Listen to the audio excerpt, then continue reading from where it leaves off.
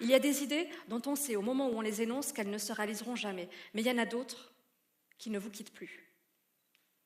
C'était il y a déjà quelques années, et je n'imaginais pas alors qu'un jour je serais là devant vous pour vous en parler. Traverser l'Antarctique, est-ce possible ?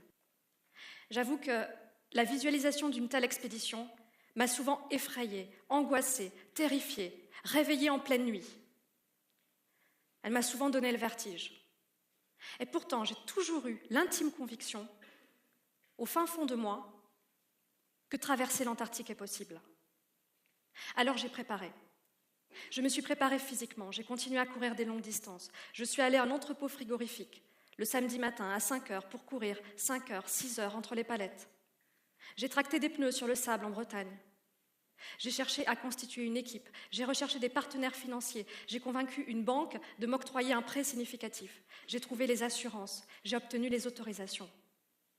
Il m'a fallu 3 ans de préparation. Et il y a un peu plus d'1 an, je suis enfin déposée sur le bord de l'océan austral, en Antarctique. Il est midi exactement. Je dois parcourir plus de 2000 km en traversée en moins de 80 jours et sans l'aide du vent, sans voile de traction. Je tracte un traîneau sur lequel je porte mes équipements. Le traîneau est lourd. Il pèse plus que mon poids de corps, beaucoup plus. En début d'expédition, il y a des vagues de glace partout. Il est impossible de les contourner, alors je dois les franchir, au risque de casser les skis. Je les franchis les unes après les autres. Le traîneau se renverse toutes les 3 minutes. Alors je me retourne, je le redresse et je continue. Le traîneau se renverse, je me retourne, je le redresse, je continue, ainsi de suite. La vitesse est lente. En début d'expédition, j'ai emporté avec moi une fièvre tenace, un virus attrapé au Chili. Il me faudra du temps pour m'acclimater. Puis je m'acclimate enfin. Et là, la température chute drastiquement. Et à moins 50 degrés, le corps comprend qu'il est en situation de survie.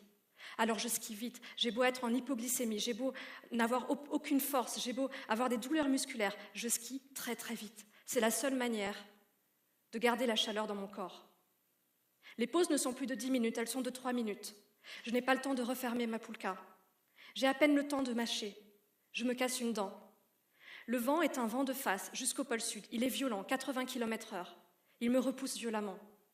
La seule chose que je me demande à ce moment-là, c'est quand est-ce que ce vent va m'emporter au fin fond du continent des extrêmes. J'ai peur. J'ai très peur. Le masque givre. Je n'y vois plus rien.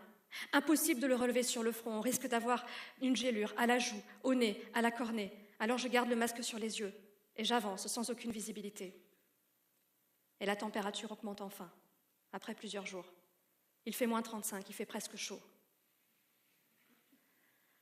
Quand on se lance sur ce type d'expédition, il y a aussi une préparation mentale. Pendant la préparation, il faut visualiser que l'imprévisible se produira nécessairement. C'est le meilleur moyen de mettre l'émotion et le stress à distance lorsque l'événement se présente effectivement. Cela fait plusieurs jours que je navigue dans le brouillard blanc. Il est 15 heures, le brouillard se lève. 1 heure après, j'arrive devant une immense crevasse, plusieurs kilomètres de long, plusieurs mètres de large. Cette crevasse, je l'avais vue sur les images satellites. L'itinéraire avait été établi dans le but de les contourner. Mais une erreur de navigation me conduit tout droit devant elle. Alors je fais marche arrière et je perds plus d'une journée. Et ce soir-là, j'ai 2 options. Soit je reste optimiste et je continue, soit j'abandonne. Après tout, on m'a dit tant de fois que traverser l'Antarctique à ski, sur plus de 2000 km, sans voile de traction, en moins de 80 jours est impossible. Les vagues de glace m'ont ralenti, la crevasse aujourd'hui, demain j'aurai d'autres péripéties, c'est impossible. Mais ce soir-là, je reste optimiste. Je suis heureuse parce que je suis vivante. Si le brouillard ne s'était pas levé ce jour-là, je serais actuellement au fond de cette crevasse. Alors je continue. 33e jour d'expédition. Alors que la tente a résisté à tous les vents catabatiques les plus violents de la planète, elle s'affaisse ce matin-là. Un arceau casse à cause du froid et déchire une partie de la toile extérieure. Là aussi, cela ne sert à rien de se morfondre. Alors je continue. Le 40e jour d'expédition, j'atteins enfin le pôle sud. À ce moment-là, je sais que, quelle que soit l'issue de l'expédition, Que je parvienne ou non à réaliser cette traversée, je sais que l'Antarctique sera pour toujours en moi et qu'il y aura toujours une partie de moi-même sur ce continent des extrêmes. Je reste 48 heures au pôle Sud, puis je repars le 25 décembre pour une véritable course contre la montre. J'ai parcouru 916 km en 40 jours. Il me reste désormais 1129 km à parcourir en 34 jours seulement. Je veux croire que c'est possible, alors je skie plus longtemps. 10 heures, 10 créneaux d'1 heure entrecoupés de pauses de 10 minutes. Mais j'ai faim, j'ai terriblement faim. Mes muscles fondent. À ce moment-là, je pèse 39 kilos. Il me reste 580 km à parcourir, et 2 semaines désormais. Je dois alors faire un marathon par jour. Mais le brouillard blanc m'enveloppe. Je l'appelle l'obscurité blanche.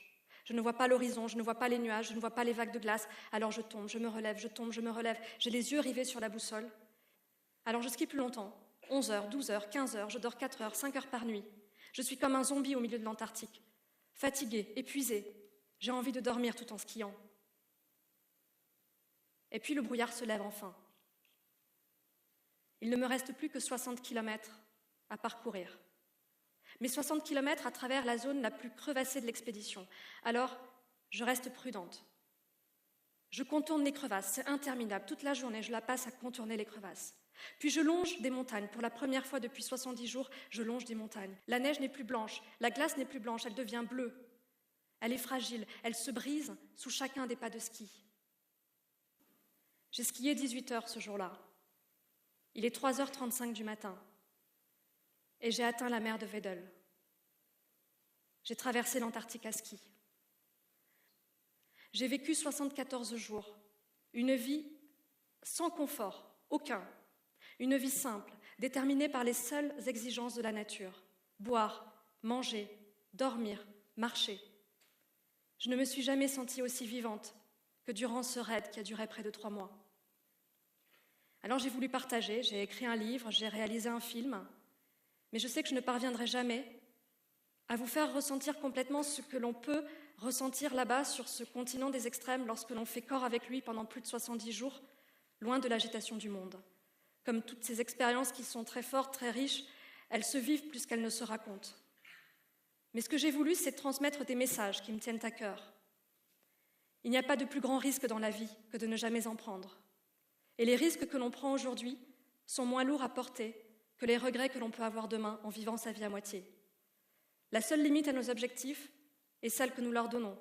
Le reste n'est qu'une excuse, ou une peur peut-être. Merci.